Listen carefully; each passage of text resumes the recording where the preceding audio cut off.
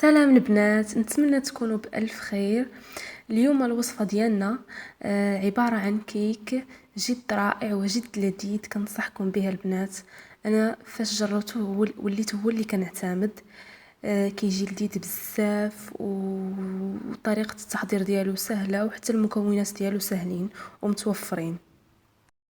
بالنسبة للمقادير غادي نحتاجو 3 البيضات، واحد ياغورت، 2 خمارات حمرين، واحد فاني، الدقيق حسب الخليط، وتفاح مقطع حسب الشكل اللي بغيتو، كاس ديال العنبة سنيدة، وكاس ديال العنبة غير مملوء من الزيت، وقبصة ملح.